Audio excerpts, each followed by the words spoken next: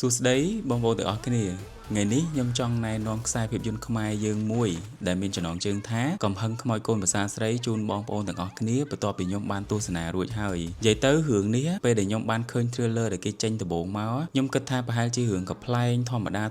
ដោយដែលយើងមើលមករាល់ដងប៉ុន្តែសម្រាប់រឿងកំហឹងខ្មោចកូនប្រសាស្រីនេះពេលដែលខ្ញុំឃើញ trailer ហើយខ្ញុំទៅមើលមានអារម្មណ៍ថា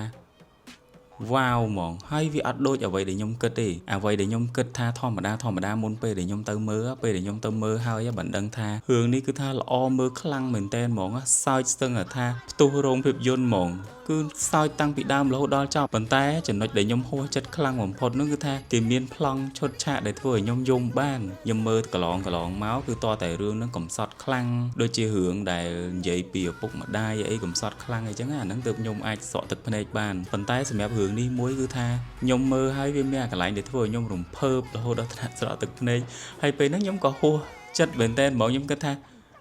មិនបានខ្ញុំមើលរឿងខ្មោចហើយក៏ប្លែងមិនបានខ្ញុំយំកើតអញ្ចឹងចង់ឲ្យបងប្អូនទាំងអស់គ្នាទៅសាកល្បងមើលខ្សែភាពយន្តនឹងមើលថាតើអ្វីដែលខ្ញុំនិយាយហ្នឹងវាពិតអត់ប៉ុន្តែខ្ញុំធានាហ្មងហើយខ្ញុំចង់ recommend ឲ្យអ្នកទាំងអស់គ្នាទៅមើលខ្លាំងមែនតើថារឿងហ្នឹងគឺពិតជាល្អមើលមែនតើហ្មងក៏ប្លែងកំសត់ហើយមានឈុតឆាកបញ្ញាក់ទៀតដោយសាររឿងហ្នឹងវាមានខ្មោចប៉ុន្តែខ្មោចហ្នឹងវាមិនមែនថាគួរឲ្យខ្លាចអីខ្លាំងប្រហែលទេប៉ុន្តែយើងមើលហើយយើងមានអារម្មណ៍ថាសប្បាយនៅក្នុងការមើលរឿងហ្នឹងហ្មងហើយបើនិយាយពីតួវិញតួ3អ្នកសំខាន់បងខាត់សុខីមកញ្ញាម៉ូនីកា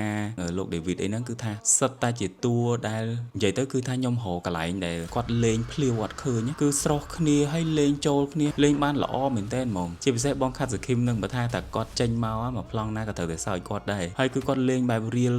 អញ្ចឹងខ្ញុំចង់ឲ្យបងប្អូនទាំងអស់គ្នាទៅទទួលបានបទពិសោធន៍ថ្មីនៅក្នុងរឿងហ្នឹងទាំងអស់គ្នាព្រោះខ្ញុំធានាថាល្អមើលមែនតើហ្មងខ្ញុំមើលរួចហើយអញ្ចឹងកុំភ្លេចបងប្អូនទាំងអស់គ្នាចង់ទស្សនាខ្សែភាពយន្តរឿងកំហឹងខ្មោចកូនប្រសាស្រីគេចាក់នៅថ្ងៃទី4ខែមិថុនានេះតទៅហើយគ្រប់រោងភាពយន្តទាំងអស់កុំភ្លេចកក់សំបុត្រពីឥឡូវទៅក៏បានដែរយើងចាំជួបគ្នានៅវីដេអូក្រោយទៀត